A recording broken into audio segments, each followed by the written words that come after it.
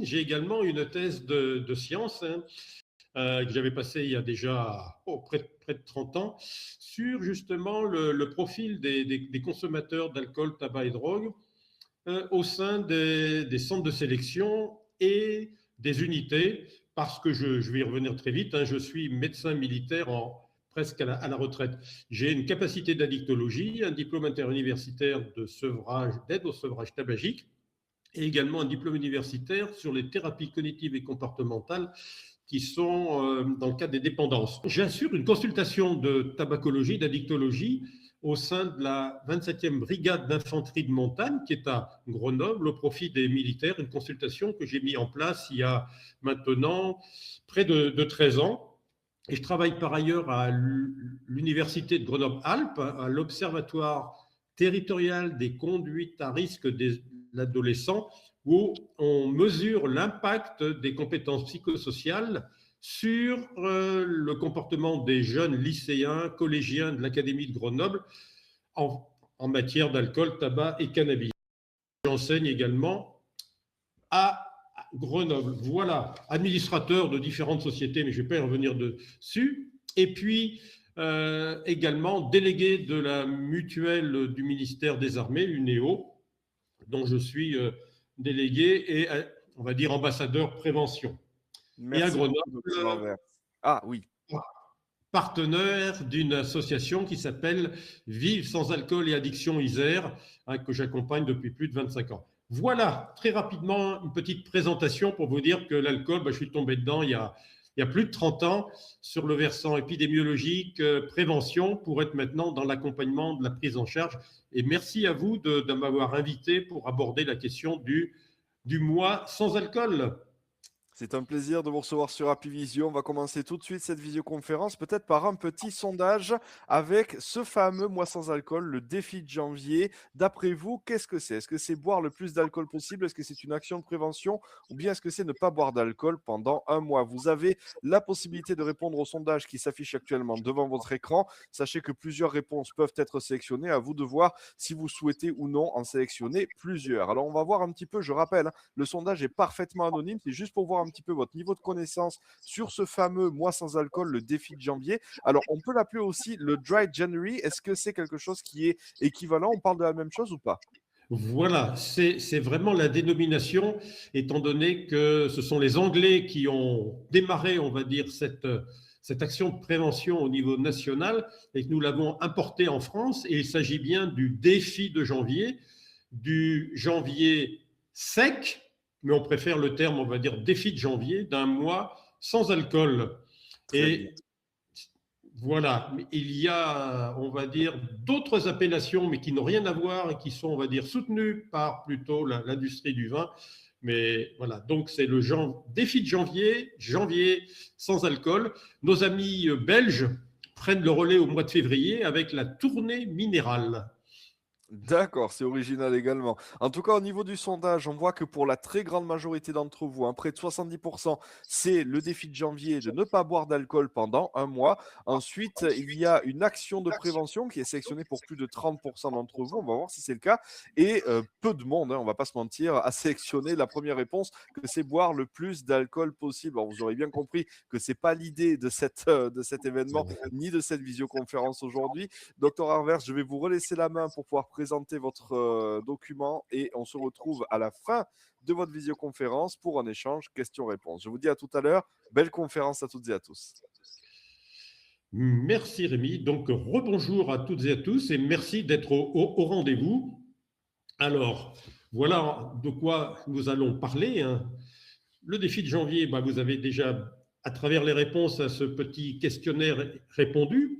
Après, c'est de savoir si finalement on se lance un défi pour soi uniquement, ou bien si on veut le partager avec d'autres, savoir si on se sent concerné, si on est concerné, comment on se situe par rapport à sa consommation, et est-ce qu'on est prêt finalement à se dire chiche, pendant un mois, j'essaie de ne pas consommer et je vais voir finalement comment ça se passe.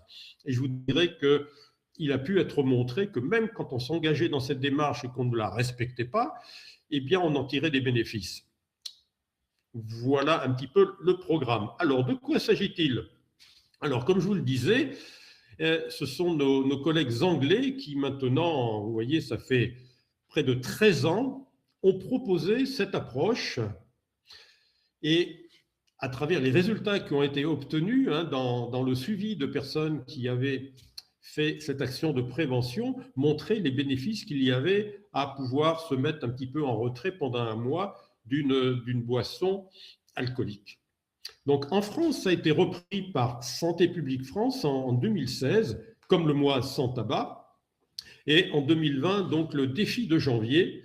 Mais initialement, cette action de prévention nationale aurait dû être portée par la Direction générale de la santé, le ministère de la Santé, par la mission interministérielle de lutte contre les drogues et conduites addictives et par le président de la République. Mais au dernier moment, il a botté en touche. Donc ce sont les associations qui le portent, ils le portent très bien.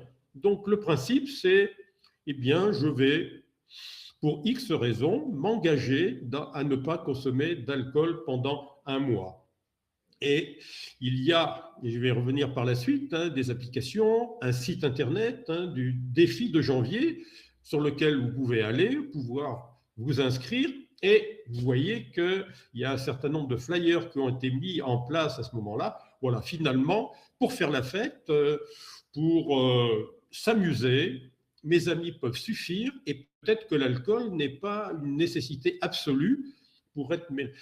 Il y a quelques années, j'avais mené une étude auprès de l'école de commerce de Grenoble. Justement, j'avais posé la question aux étudiants, est-ce qu'il vous semble indispensable d'avoir de l'alcool systématiquement lors de toutes vos soirées? Eh bien, ce n'était pas le cas systématiquement, hormis bien sûr des grandes fêtes auprès de tous les étudiants, mais en petits groupes, finalement, l'alcool n'était pas indispensable pour pouvoir passer un bon moment entre amis.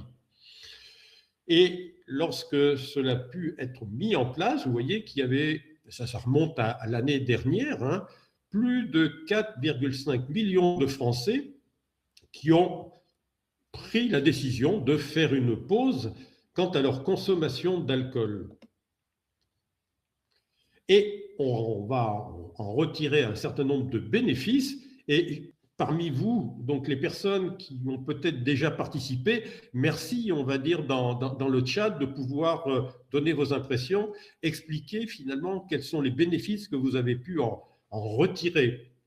Ça peut être sur le sommeil, ça peut être sur la concentration, sur l'énergie, sur le poids. On va pouvoir en revenir sur les différents bénéfices qui sont expliqués par l'action de l'éthanol, cette petite molécule, sur notre organisme. Alors, en 2015, vous voyez qu'il y a eu la première étude qui avait été menée par un psychologue, Richard de Visser, et qui a publié donc rapidement les premiers résultats. Et il a été utilisé un questionnaire, je vais y revenir après, le questionnaire AUDIT pour Alcohol Use Disorder Inventory Test, questionnaire en 10 questions. Eh bien, on a pu mesurer l'impact de l'arrêt de la consommation d'alcool ainsi que l'image que l'on pouvait avoir de l'alcool, la capacité à pouvoir refuser de l'alcool quand l'alcool pouvait être proposé dans différentes circonstances. Pression sociale, quand les amis boivent, je vais me sentir obligé de faire comme eux. Quand je ne me sens pas bien, je suis inquiet, je peux prendre une cigarette, mais je peux aussi prendre un verre d'alcool parce qu'il y a des effets anxiolytiques. Et puis, dans certaines occasions, peut-être que je vais avoir recours à l'alcool. Eh bien, ce que je voulais préciser un petit peu en début, c'est que voilà, c'est une démarche dans laquelle on peut bien sûr entrer, et ceci a été repris par les nombreuses applications qu'on peut retrouver sur le smartphone, sur l'iPhone, c'est de dire attention, pour des personnes qui sont alcoolodépendantes avec des signes de dépendance psychique, signes de dépendance physique, eh bien, ça peut présenter des risques pour la santé. Et en particulier, les signes que l'on observe quand on va dire, essayer d'arrêter la consommation d'une personne à travers une hospitalisation, les signes de manque d'alcool, avec des tremblements, de la sueur, de la dépression, de l'anxiété, des difficultés à dormir. Et donc, le conseil que l'on donne, bien sûr, c'est de ne pas arrêter brusquement de consommer, parce que cela peut même entraîner au niveau du cerveau des convulsions et on peut griller bon nombre de neurones. Donc, c'est pour cela qu'il est important de remplir ce questionnaire audit, soit en ligne, soit d'en parler avec son médecin. Et c'est vrai que ce défi de janvier, ça peut être aussi l'occasion au médecin d'aborder la question de l'alcool sur un mode, on va dire, peut-être plus souple, alors que bien souvent, dès qu'on parle de tabac, de cannabis, ça ne pose aucun problème, mais dès qu'on aborde la question de l'alcool, il y a comme un retrait en disant, mais attention, ça fait partie de notre patrimoine national, pourquoi vous me posez-vous des questions? Et j'ai entendu que là, la plus grande partie d'entre vous étaient des seniors, et le fait de prendre en compte la question de la consommation de l'alcool chez les plus de 60-65 ans est quelque chose qui est important. Et je sais que c'est l'objet d'une conférence que je dois donner à l'Université Interage du Dauphiné dans quelques mois, parce que bien souvent on dit, bon, il n'y a plus besoin de faire de prévention au-delà d'un certain âge, et on passe outre les messages de prévention. Eh bien, il ne doit pas en être question.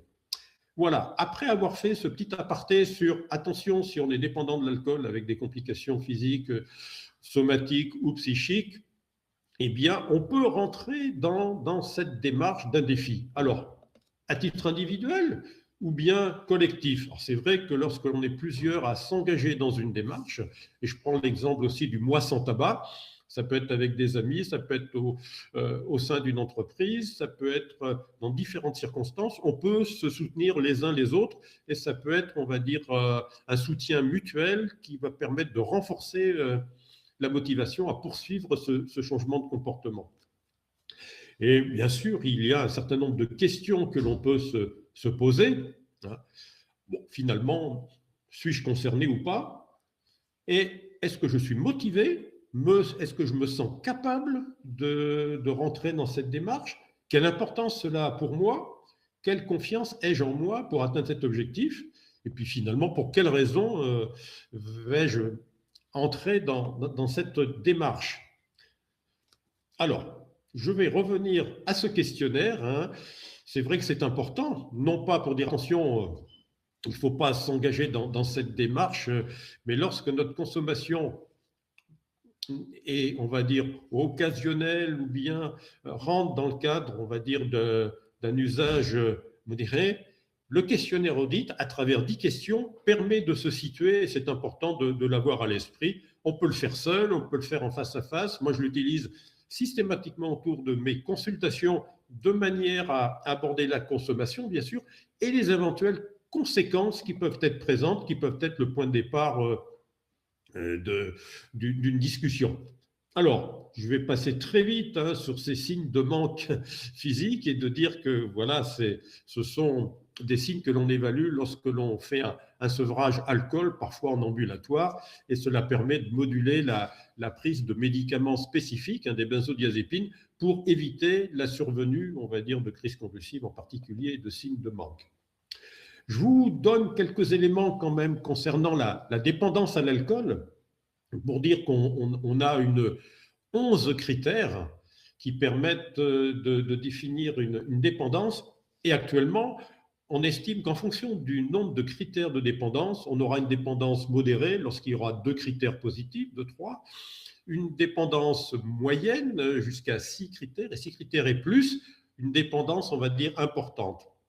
Alors, c'est l'incapacité de remplir ses obligations, prendre de l'alcool alors qu'on sait que c'est physiquement dangereux pour soi, lorsqu'il y a des problèmes interpersonnels ou sociaux, phénomène de tolérance, j'ai besoin de consommer plus pour ne pas avoir d'effet de manque, si je n'ai pas ma dose d'alcool, eh bien je ne vais pas me sentir bien, la perte de contrôle, je vais faire des efforts pour essayer de réduire ou d'arrêter ma consommation sans y arriver, je passe beaucoup de temps à récupérer ou à me procurer l'alcool, en ressentir les effets, puis après récupérer de ces effets, et ça va être au détriment de bon nombre d'activités qui vont être réduites.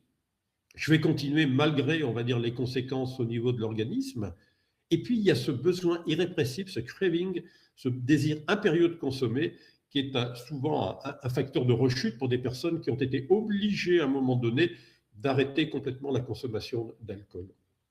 Alors, le questionnaire audit, eh bien, vous voyez, il y a 10 questions. Je vais reprendre 3 questions qui sont relatives à la consommation d'alcool. C'est la fréquence de consommation d'alcool au cours des 12 derniers mois, de jamais à quelques fois par mois, quelques fois par semaine, moins de 4 fois et plus.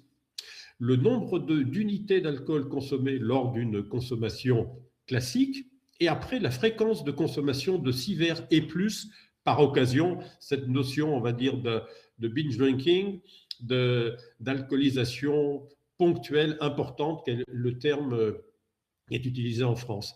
Et en fonction des réponses à ces 3 premières questions, de l'audit consommation, on peut déjà avoir une idée du niveau de consommation et de dire qu'on a déjà un niveau qui est important. Et ce qui est peut-être plus important, ce sont les autres questions, la notion de perte de contrôle. À un moment donné, même si on décide de consommer 2, 3 verres, eh bien, notre consommation nous échappe simplement parce que notre cortex préfrontal n'est plus en capacité de réguler et de garder le contrôle sur nos consommations. Et malgré notre désir, eh bien, ça va déraper. Et au lieu de m'arrêter à 3, 4 consommations, ben, ça va être beaucoup plus. Donc, cette perte de contrôle est un élément important. Est-ce que cette consommation a des répercussions sur ma vie sociale, ma vie professionnelle, ma vie scolaire, universitaire?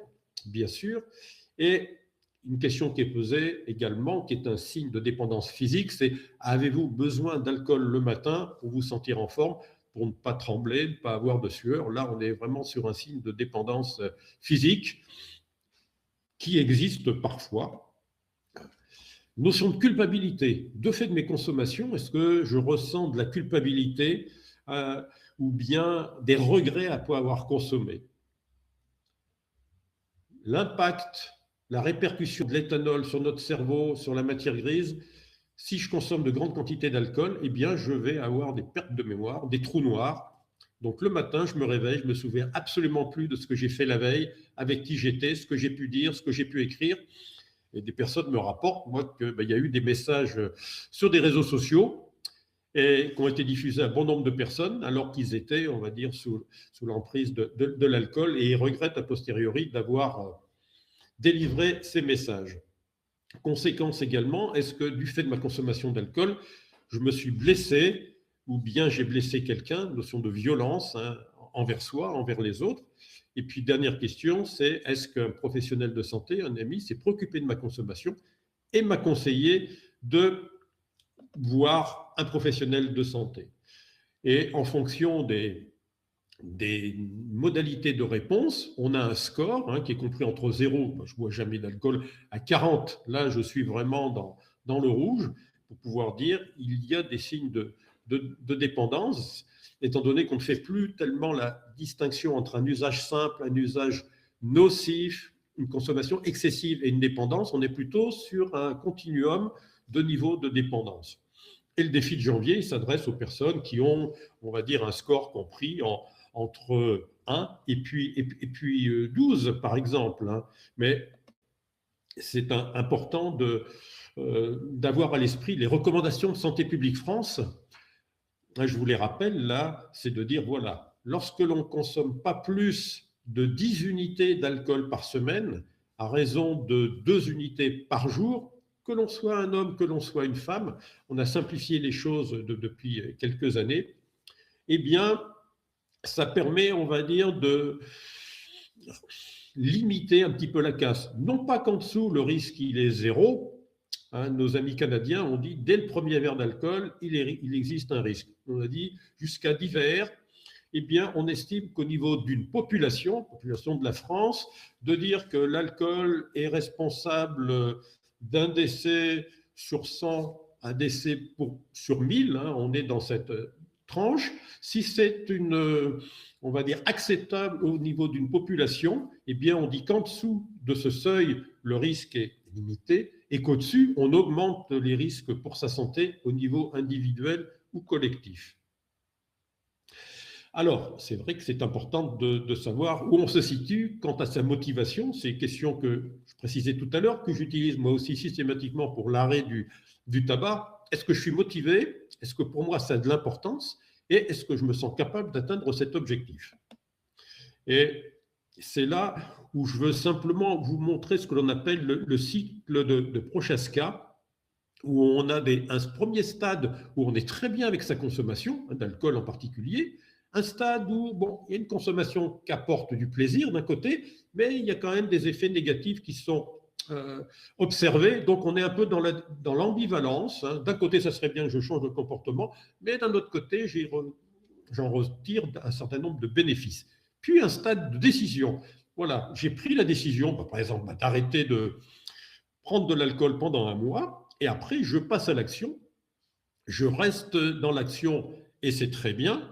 Et puis, il peut y avoir des rechutes, et comme je le précise moi aux patients que je vois en consultation, la rechute fait partie du cycle, et après, on va refranchir les différentes étapes, mais de manière plus vite, pour à un moment donné sortir du comportement initial pour être dans un comportement alternatif qui nous sera bénéfique. Alors les bénéfices, justement, il y a des conséquences, on va dire, immédiates pour sa santé physique et psychique, pour son porte-monnaie, parce que l'alcool, malgré, on va dire, les taxes qui existent, mais qui pourraient être plus élevées, eh bien, je peux observer des effets sur mon porte-monnaie, mais ça peut être également un bénéfice pour la société en termes, on va dire, de dangerosité sociale. Ce qui a pu être observé également à travers l'enquête menée par les collègues anglais et qui ont été reprises par nos collègues français et entre autres mes amis de Lyon, l'équipe du professeur Benjamin Rolland dans l'étude Janover qui a été publiée l'an dernier, c'est de pouvoir constater qu'à 3 mois et à 6 mois après cette démarche d'arrêt de consommation d'alcool, l'augmentation de l'auto-efficacité du refus de boire dans différentes circonstances, d'être capable finalement à pouvoir dire non. C'est une des compétences psychosociales que l'on inculque, on va dire, aux jeunes de l'Académie de Grenoble dans le cadre de ces CPS par rapport à la consommation d'alcool, tabac et cannabis. On a pu observer une diminution de la fréquence de consommation d'alcool, de la quantité d'alcool absorbée, diminution du nombre d'ivresses, donc c'est quand même pas négligeable. Je ne veux pas revenir sur les chiffres, ce n'est pas ce qui est le plus important. Et puis, vous voyez, près des 3/4 des personnes disaient qu'elles dormaient mieux. On sait pertinemment que l'alcool va modifier le sommeil. On va pouvoir parfois s'endormir plus vite, mais notre sommeil va être fragmenté. Donc, on va avoir petit à petit une dette de sommeil. On sera fatigué en se réveillant dans la journée. On va prendre des excitants le matin, voire des anxiolytiques le soir pour dormir. Donc, oui, l'arrêt de l'alcool va permettre d'avoir un sommeil de meilleure qualité.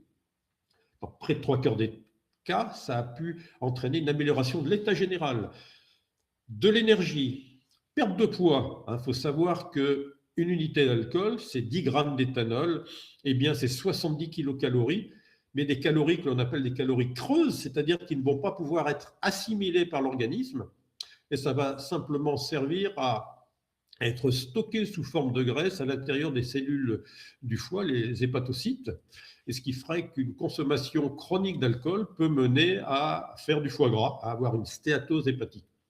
Ça améliore la concentration et comme pour le tabac, au niveau, on va dire, de la peau, d'avoir une meilleure peau. Bon, ce sont des éléments qui ont pu être constatés. Peut-être que vous, en suivant le défi de janvier, vous l'avez constaté et merci de rapporter un petit peu votre vécu. Voilà, ça c'est ce que je venais de dire à l'instant. Donc ces calories creuses font que finalement, d'arrêter de consommer de l'alcool permet de perdre du poids, de remplir son porte-monnaie autrement. Et déshydratation et perte d'éclat de la peau, oui, c'est quelque chose qui est important aussi à souligner, l'aspect extérieur. Et comme je vous le disais, l'augmentation de l'auto-efficacité du refus à consommer, diminution de la quantité d'alcool consommé, de la fréquence de consommation, des ivresses, et puis de pouvoir dire que finalement, oui, je me rends peut-être mieux compte de mon niveau de consommation et les personnes identifient eux-mêmes leur consommation d'alcool, sont préoccupées des effets de l'alcool et parfois de l'absence de contrôle de leur consommation et parfois de signaler un usage dangereux, un usage nocif. Donc c'est une prise de conscience aussi du niveau de consommation. Le coût sociétal de l'alcool avait été, on va dire, pointé du doigt en 1998 par Barnard Rock, qui avait pris en compte la dangerosité sociale, qui avait fait mettre en première position l'alcool au même niveau que la cocaïne et l'héroïne. Et Bernard Kopp, qui est un économiste, a montré, on va dire, le coût, on va dire, économique de l'alcool. On est à plus de 102 milliards d'euros chaque année liés, on va dire, à l'alcool. Un peu plus, 156 millions d'euros avec le tabac. Donc là, c'est le coût de l'alcool pour la société est loin d'être négligeable. Alors, un défi à titre collectif, oui, il y a bénéfice à pouvoir se soutenir mutuellement et on peut, à travers, on va dire, ces QR codes que l'on trouve sur l'application de MyDéfi, et je vais revenir après, c'est plusieurs applications qui existent qui permettent de définir sa consommation, remplir ce questionnaire audit, et après de se fixer le défi et jour après jour de pouvoir dire si on a consommé, pas consommé. Et à plusieurs, ça permet de renforcer bien sûr sa motivation, ça permet d'avoir un meilleur soutien émotionnel, se dire dans certaines situations, plutôt que de prendre une cigarette, de prendre un verre d'alcool, de pouvoir avoir des stratégies de coping, de faire face, autres que la fuite, combattre, mais des stratégies d'adaptation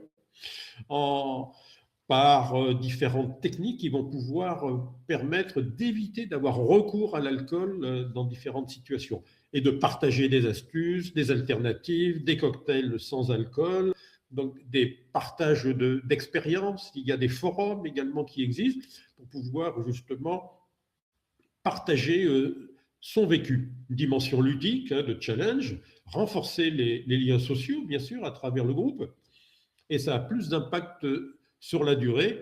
Et là, moi, je me réfère également à ce fameux mois sans tabac, qui est fait au mois d'octobre, qui se fait depuis maintenant une dizaine d'années et qui a pu montrer que depuis la mise en place de cette action de prévention nationale, eh bien, on avait plus de 4 millions de fumeurs en moins en France et que nous avions, on va dire, une dénormalisation du tabac. Et on espère qu'à travers des actions de prévention comme le défi de janvier, on arrivera petit à petit à dénormaliser peut-être la place de l'alcool en France du fait des bénéfices.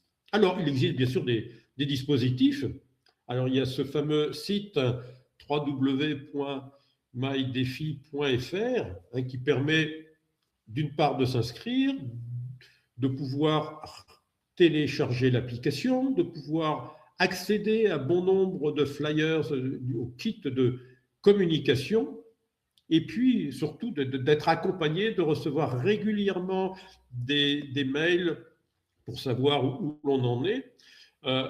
Ça précise, comme je l'ai fait tout à l'heure, finalement, en quoi consiste ce défi de janvier et comment les différentes associations, alors les associations dont je vous parle, c'est la Société française d'alcoolologie et d'addictologie, Addiction France, la Fédération française d'addictologie, la Ligue contre le cancer, le Réseau national de prévention des addictions, le RESPAD, la CAMRUP, qui regroupe bon nombre d'associations d'anciens buveurs.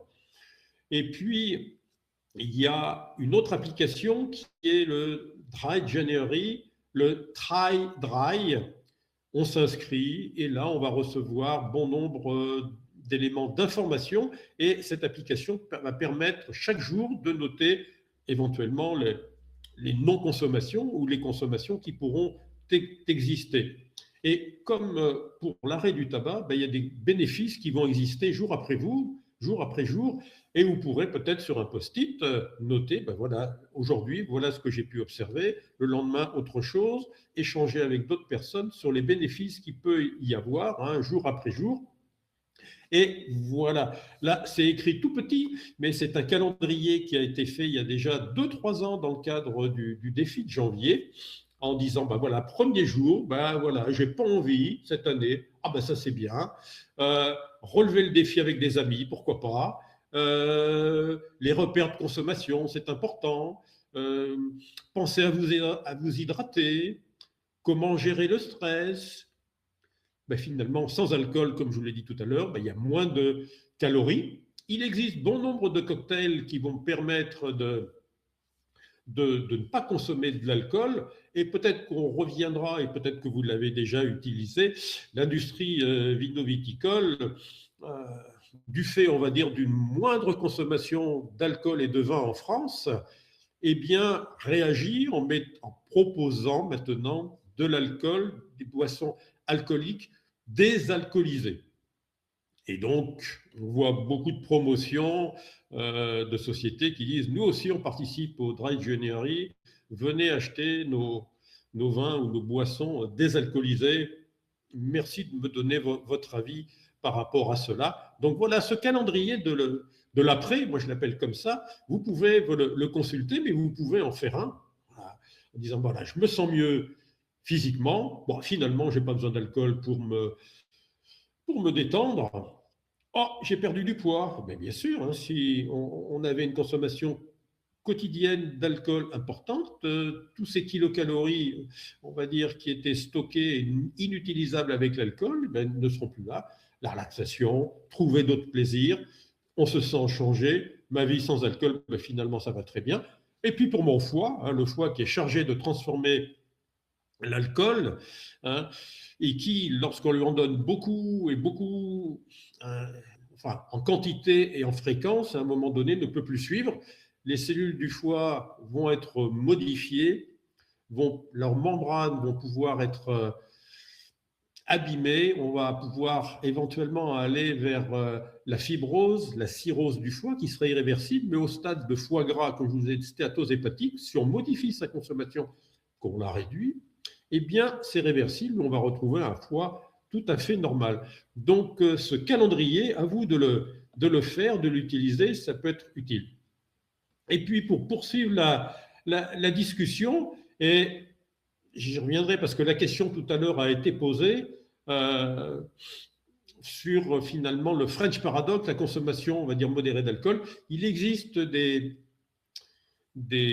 articles grand public hein, que j'ai mis en ligne sur un site qui s'appelle The Conversation et vous pourrez y accéder de manière à reprendre tranquillement ce que j'ai proposé là rapidement, mais ce sont des articles qui sont à votre disposition pour justement voir comment on se situe par rapport à sa consommation, et éventuellement à travers le défi de janvier ou bien des débats avec son médecin traitant ou autre, aborder la question de l'alcool qui, comme je vous le disais, est souvent suspecte. Et le fait qu'il y ait cette action de prévention permet aussi aux médecins d'avoir ce qu'on appelle le repérage précoce et intervention brève vis-à-vis de l'alcool, du tabac et du cannabis, d'aborder de la question sans être trop intrusif. Voilà.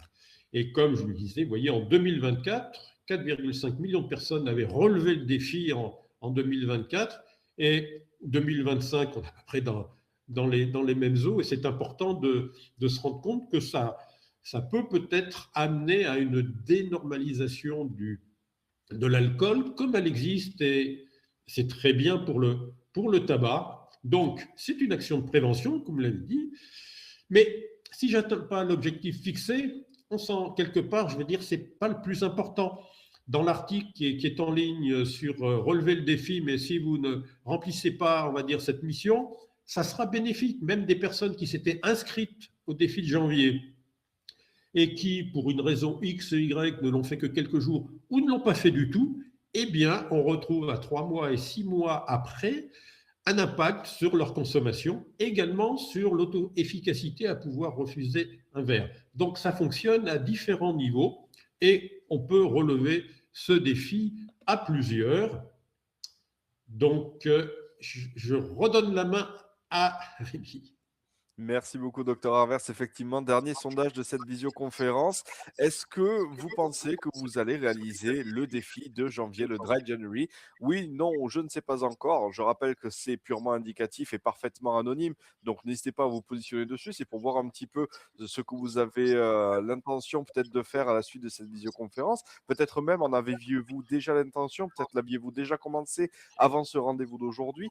Et on va en profiter pendant que vous répondez à ce sondage pour poser quelques questions au docteur Inverse, puisqu'il nous reste un petit peu moins de 30 minutes à passer ensemble. Lorsqu'on sent ou lorsqu'on sait si on a eu un diagnostic, qu'on a une addiction à l'alcool notamment, est-ce qu'il y a une médication à prévoir, à recevoir pour nous aider dans cette addiction? Alors, c'est une bonne question.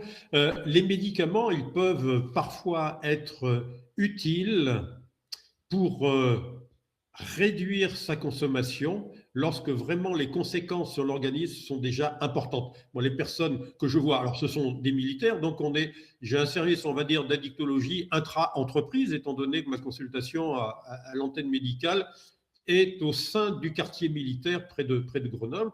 Donc, les personnes quittent leur poste de travail pour venir me voir. Et lorsqu'il y a, on va dire, des conséquences importantes, mais qui ne nécessitent pas une hospitalisation pour un sevrage, hein, qui se fait, on va dire, dans les cliniques alentours de Grenoble, eh bien, on propose un accompagnement où on va fixer ensemble un objectif qui sera de réduire une consommation.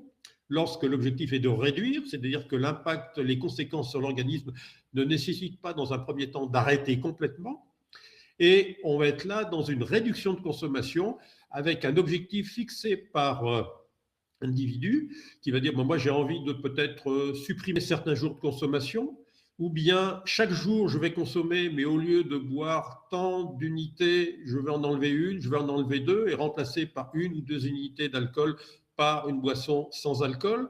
Et là, ce qui est bien, c'est que je peux revoir les personnes dans un délai assez bref, tous les 15 jours. On peut refaire le point. Et si l'objectif qui était fixé a été atteint, on peut peut-être aller plus loin ou se cantonner dans cet objectif lorsqu'il y a, on va dire, des bénéfices observés. Parfois, le niveau de consommation peut nécessiter le recours à... Alors, il n'y a pas de médicaments miracle hein, avec l'alcool, mais il existe des médicaments qui vont permettre de retrouver, on va dire, le contrôle par rapport à sa consommation, de moins ressentir le plaisir que l'on pouvait avoir à consommer.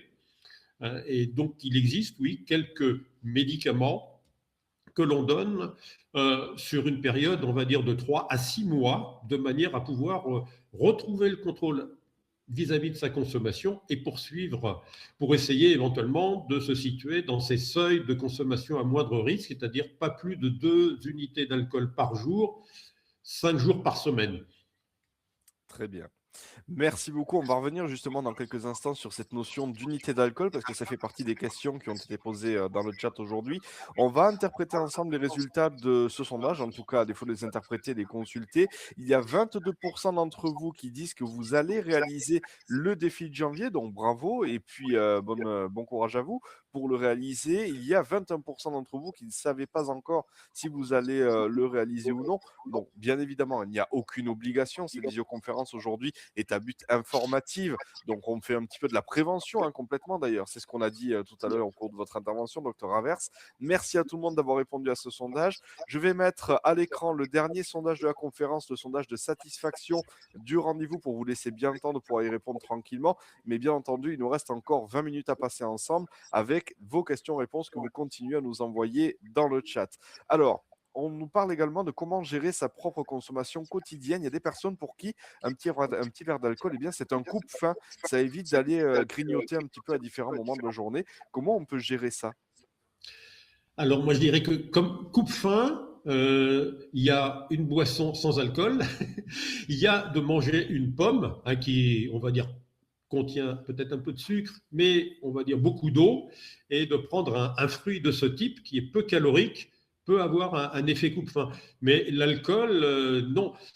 Et c'est vrai que on a pu observer au fil des décennies une diminution de la consommation globale d'alcool en France par une diminution de la consommation de vin, parce qu'il y a eu des générations euh, où l'alcool faisait partie, on va dire, était consommé à table et donc faisait partie de l'alimentation. C'était un petit peu ce qui existait à l'époque dans les pays d'Europe du Sud, la France, l'Espagne, l'Italie, donc était considéré comme un aliment que l'on consomme. Il y a encore des personnes qui prennent un verre à midi au cours du repas. Il n'y a pas de souci. Mais comme coupe-faim, je dirais non, c'est peut-être pas la bonne solution. Donc, c'est d'essayer de trouver quelque chose euh, sous forme peut-être liquide ou bien solide, comme vous parlez de fruits, qui va être à prendre à la place. Quand une personne a besoin de prendre une cigarette, on dit bah, changez-vous un peu l'esprit, prenez, on va dire, un verre d'eau, un grand verre d'eau, vous allez voir, ça va permettre de chasser petit à petit ce besoin irrépressif que l'on a. Et puis il y a cette dépendance comportementale qui fait que voilà, on associe à un repas la prise d'un verre. On peut faire autrement et se rendre compte que finalement ça se passe très bien et qu'on peut changer de comportement très rapidement et de manière bénéfique. Merci beaucoup. Alors justement, on revient sur cette unité d'alcool dont on a parlé il y a quelques instants. Est-ce que vous pouvez expliciter ce que c'est qu'une unité d'alcool? Est-ce que c'est la même chose d'un alcool à un autre? Comment est-ce qu'on l'évalue, cette unité d'alcool? Alors, je vais essayer tout simplement. Alors, je voulais mettre à, à l'écran. Non, c'est pas Vous voulez mettre à grave. l'écran votre présentation? Voilà. Alors, je vais essayer. Voilà. Ça devrait fonctionner rapidement. Voilà. Alors, c'est écrit petit. Oui. Alors, j'aurais dû prendre peut-être autre chose où je vais. Voilà. Je pense que ça se voit. Moi, ce qui est important d'avoir à l'esprit, c'est qu'une unité d'alcool, c'est 10 grammes d'éthanol d'alcool pur. Euh, une unité d'alcool, lorsque on l'absorbe, ça va nous donner une alcoolémie de 0,2 grammes par litre d'alcool. Et un verre de vin, 10 centilitres de vin à 12 degrés, équivaut à une coupe de champagne, équivaut à un apéritif ou un digestif, à condition de respecter bien sûr les volumes. Et on est pour les apéritifs et digestifs. Vous voyez le pastis, le whisky, 2,5 centilitres. Ce n'est pas le verre qu'on va se servir soi-même, ce sont les verres qui sont, on va dire, donnés au café, au pub ou en boîte de nuit. Donc là, à condition de respecter les volumes et les degrés alcooliques, on a un verre d'alcool correspond à 10 grammes d'alcool pur, 10 grammes d'éthanol. C'est ce qu'on appelle une unité standard d'alcool. Merci beaucoup pour ce rappel et cette belle image d'illustration. On va continuer les questions-réponses avec le sondage aussi qui est à l'écran. Alors, est-ce qu'on sait pourquoi en France, est-ce qu'on sait dire pourquoi en France, l'alcool occupe une place un petit peu particulière par rapport à d'autres pays? Alors, c'est vrai que ça fait partie de notre patrimoine national. Il y a la région Bourgogne qui est, on va dire, labellisée au patrimoine de l'UNESCO. Donc, à travers une région, on ne peut pas ne pas faire référence au vin. Si on a la Bourgogne, on a la ville de Saint-Émilion qui est aussi à l'UNESCO. Et c'est vrai qu'on ne peut pas ne pas faire le lien entre une ville et puis un produit qui est le vin. Le vin, c'est notre agriculture quelque part. C'est quelque chose que l'on veut soutenir, mais le lobby, on va dire, vino-viticole est très important. Et ça explique qu'en plus haut lieu, on va dire dans l'entourage proche du président de la République, il y a eu, maintenant elle a changé de dénomination, la directrice de vin et société. Et donc le lobby vinicole a fait qu'au dernier moment, le président Macron a dit arrêtez d'emmerder les Français avec ça, moi je bois un verre de vin midi et soir, et donc stop, basta.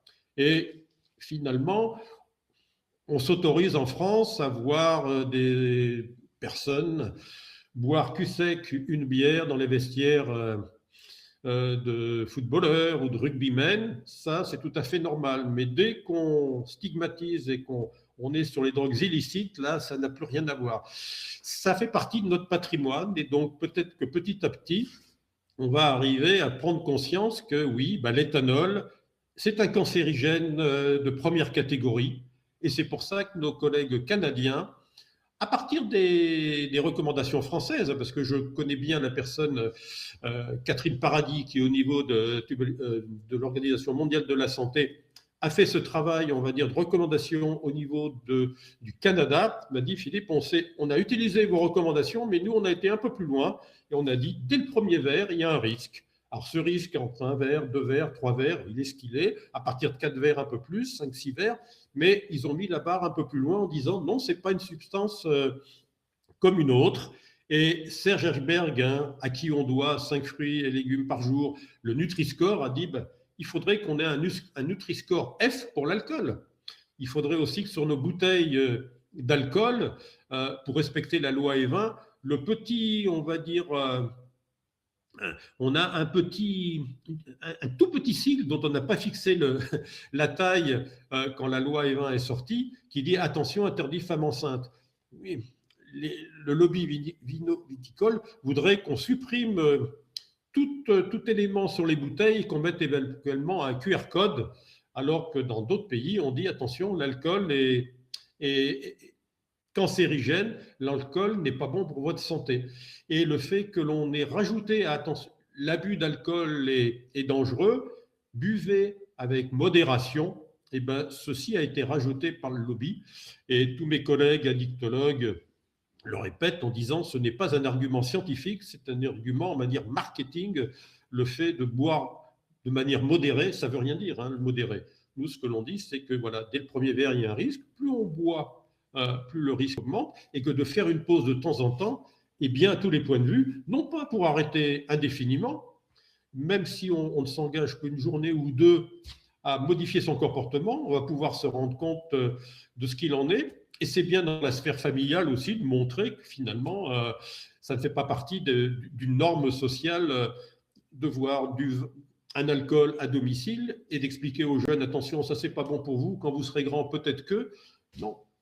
Voilà. Donc, je pense que ça va évoluer en France, même si bon nombre de personnes, et la filière vino-viticole l'a dit, il y en a marre du défi de janvier. Moi, je réponds, il y en a marre de 41 000 morts par an liés à l'alcool, dont 16 000 morts par cancer. Hein, les cancers, cancer du sein, cancer du côlon, cancer du foie, de la bouche, de pharynx. Ça, c'est une réalité. Donc, nous, on dit, voilà, on n'est pas pour l'interdit absolu et définitif, c'est simplement, on peut, à un moment donné, modifier son comportement, voir quels en sont les bénéfices, sans pour autant, on va dire, s'interdire de consommer. Très bien, merci beaucoup pour votre réponse. À partir de quand est-ce qu'on peut dire, on l'a évoqué un petit peu, mais c'est quand même important de revenir dessus, à partir de quand est-ce qu'on peut dire qu'une consommation d'alcool devient problématique?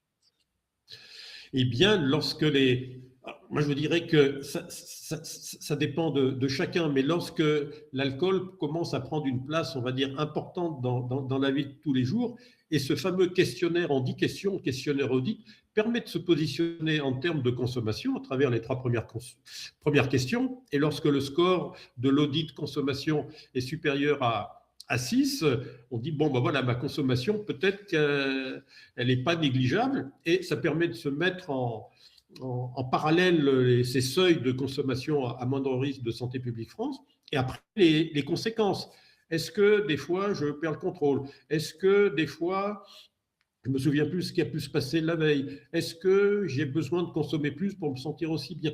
Donc là, on est dans les conséquences de la consommation, et ces 11 critères de dépendance hein, qui sont là pour montrer qu'il peut y avoir des fois des consommations ponctuelles importantes, des alcoolisations, comme je le voyais moi à l'école de commerce, en disant voilà, il y a 2-3 alcoolisations importantes chaque semaine. Ah oui, mais le reste du temps, on ne boit pas, donc on maîtrise. Je disais non, vous êtes déjà dans une démarche, un comportement de dépendance.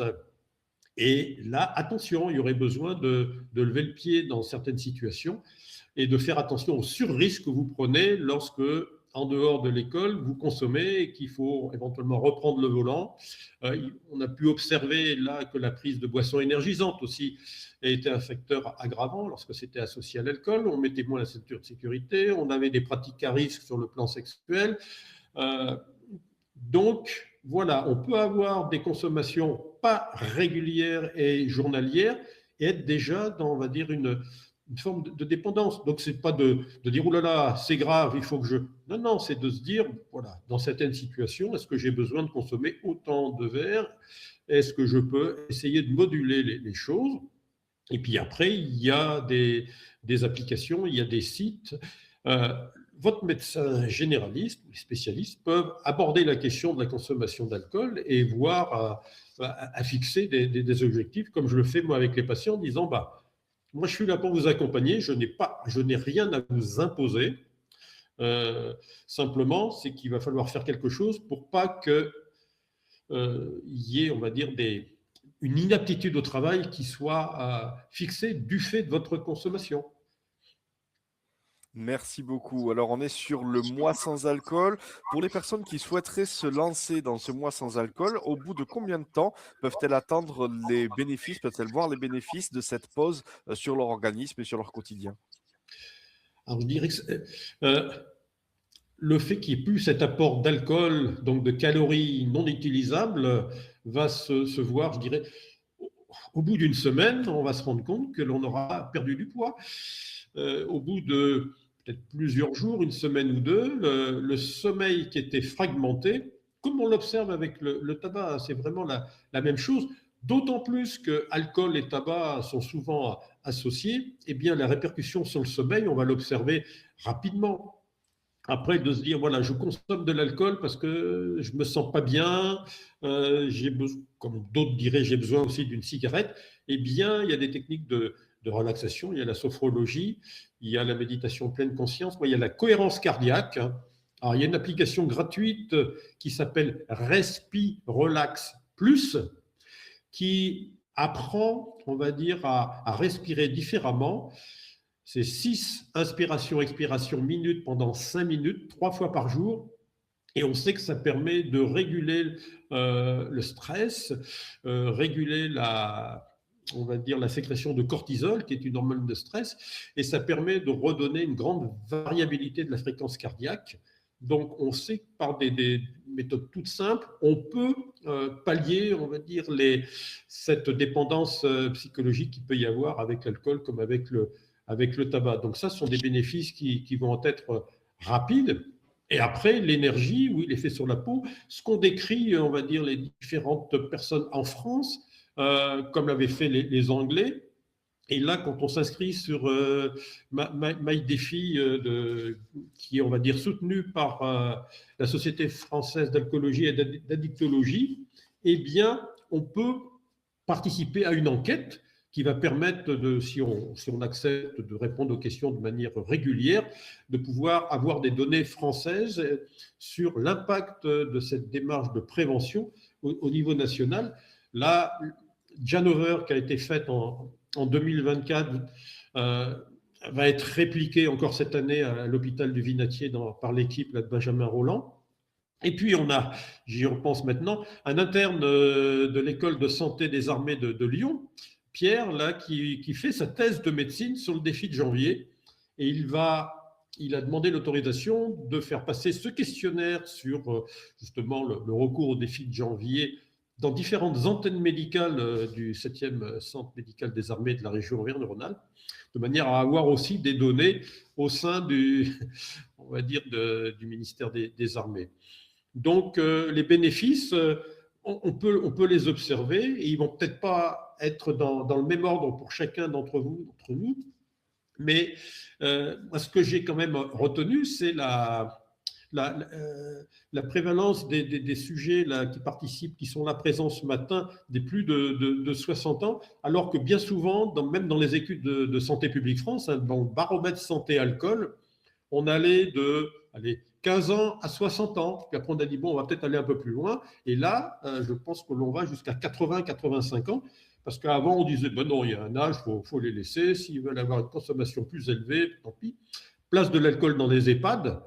Je me souviens à Lyon, travaillant dans un centre d'addictologie, avoir reçu une charmante demoiselle de 80 ans qui, dans son EHPAD, de temps en temps, consommait un petit peu d'alcool. Alors, ça mettait un peu d'ambiance, ça surprenait peut-être l'équipe de direction, mais voilà, la place de l'alcool chez nos aînés, c'est important, et non pas de le dénigrer en disant, bon, c'est pas grave. Hein. Non. Merci beaucoup. Alors justement, chez les aînés, est-ce qu'on note une différence des effets de la consommation d'alcool par rapport au public plus jeune? Non, on les observe de la même manière. Alors, ce qui est pas, je ne veux pas dire ce qui est nouveau, c'est de montrer l'attrait pour cette action de prévention des plus jeunes, des 25, 30, 35 ans, depuis le début. Hein. Alors qu'on se disait, ben non, bon, on consomme de l'alcool, on a envie de faire la fête. Moi, de mes enfants m'avaient dit, ben oui, moi, pendant un mois, c'est parti, il n'y a aucun souci. Et les effets vont être observés quel que soit l'âge, parce que la modification de comportement, même s'il est, on va dire, temporaire, permet, on va dire, de laisser notre foie au repos. Et chez une personne qui a une consommation chronique d'alcool, je dois revoir mercredi prochain une de ces personnes, le bilan biologique est modifié parce que le foie ayant du mal à suivre, il est un peu en souffrance et on a une augmentation d'enzymes hépatiques euh, et puis de ce qu'on appelle les gamma-GT. Et je dis, bon, on lève le pied pendant 3 semaines, un mois, eh bien, ces paramètres biologiques vont revenir à la normale. Donc, on sait quel est le bénéfice au niveau d'un organe qui est, on va dire, sollicité en permanence, que c'est une usine de transformation de l'alcool, le foie. Donc, c'est bénéfique aussi à ce niveau-là. Bénéfique pour le poids, pour le sommeil, pour la bonne humeur, l'énergie. Et après, chacun peut y trouver d'autres avantages. Pour le porte-monnaie, c'est aussi de dire, ben voilà, l'argent que je mettais dans l'alcool, je vais le mettre dans autre chose. Pour quelle raison est-ce que la tolérance à l'alcool peut diminuer avec l'âge? La tolérance à l'alcool, c'est le fait de consommer plus pour ressentir les mêmes effets. Et c'est donc un critère de dépendance. Je bois ou bien je prends un médicament pour dormir, eh bien, au bout d'un certain temps, il ne me fait plus d'effet, donc je vais augmenter la dose. Ça ne fera plus d'effet, j'augmente la dose. Phénomène de tolérance, c'est j'ai besoin de consommer plus pour avoir le même effet. La tolérance, je dirais qu'elle est il y a pas, on va dire, de critères général. Il y a une grande hétérogénéité face aux addictions, face, on va dire, à l'alcool en particulier. Nos, nos, nos amis, nos collègues, on va dire, asiatiques, n'ont pas les mêmes enzymes de transformation de l'alcool au niveau du foie. Donc, eux, ils présentent ce qu'on appelle un flush syndrome. Quand ils boivent de l'alcool, ils ont une rougeur, ils ont des nausées, voire des vomissements, des douleurs abdominales, simplement parce que l'alcool est transformé en acétaldéhyde qui est toxique pour le foie. Par contre, l'acétaldéhyde n'est pas transformé par une deuxième enzyme et donc ils présentent ces troubles. On utilise un médicament, même si on l'utilise moins souvent, qui est l'espéral, qui bloque la transformation de l'alcool en acétaldéhyde, et des personnes qui disent non, moi, il ne faut plus que je boive d'alcool, je vais prendre ce médicament tous les jours, et si de temps en temps ils craquent, ils prennent de l'alcool, ça déclenche ce syndrome. Voilà, il y a des différences suivant l'âge. Je dirais qu'avec l'âge, la masse graisseuse diminue, donc le degré d'alcool dans le sang, on va dire, va être plus important. Les plus jeunes et les plus âgés, pour une dose absorbée, auront une alcoolémie maximale atteinte plus rapidement. Et puis l'alcoolémie, pour une même quantité d'alcool observée chez une femme, va toujours être plus élevée. Il y a une inégalité suivant le sexe, suivant l'âge, beaucoup de paramètres. Et puis il y a l'irritabilité. Lorsqu'on a eu des parents qui étaient dépendants à une substance comme avec l'alcool, on peut avoir une certaine prédisposition. L'irritabilité liée à l'alcool et le tabac est de 70%. Ça veut dire qu'après, le contact avec la substance n'intervient que pour 30%. Et puis, ça modifie notre épigénome. Sur le site The Conversation, j'ai écrit un certain nombre d'articles qui sont, on va dire, lisibles par tout le monde, en public. N'hésitez pas à regarder. Il y a une hétérogénéité qui fait que, oui, avec l'âge, ben, il y a quand même c'est la deuxième cause de mortalité, on va dire, évitable derrière le tabac.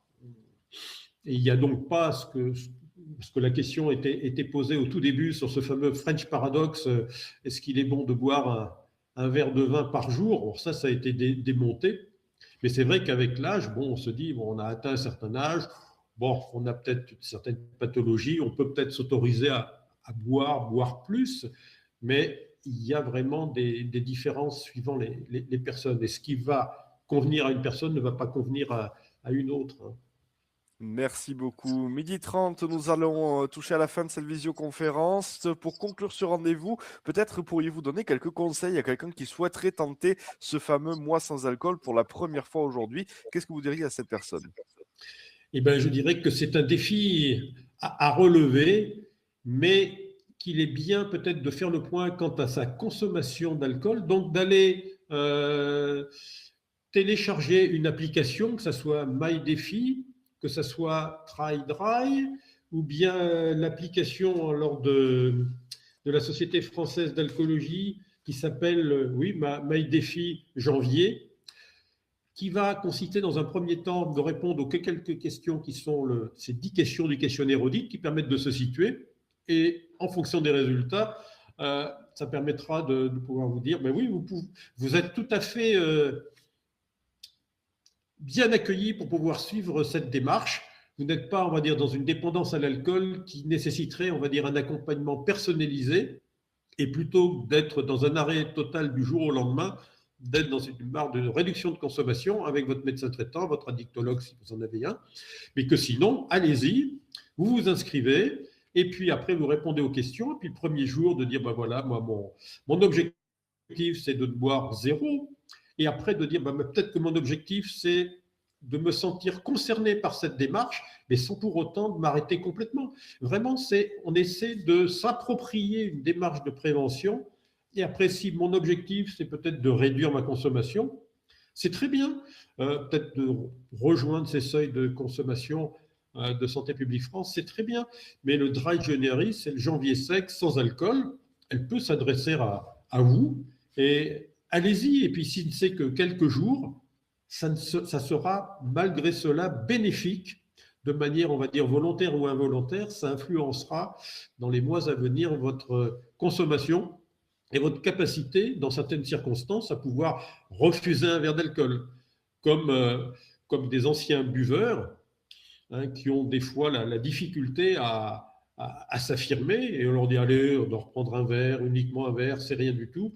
Et malheureusement, parfois, ça peut être le début de rechute qui est bien sûr préjudiciable pour ces personnes. Très bien.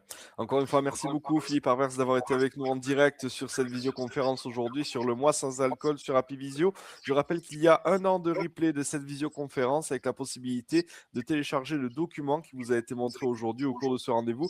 Merci beaucoup à vous, Dr Arvers. Excellente journée à vous. Merci Rémi et merci à vous toutes et tous, hein, pour votre participation. Et bonne année 2026. Merci à vous également. À bientôt. Au revoir. Au revoir.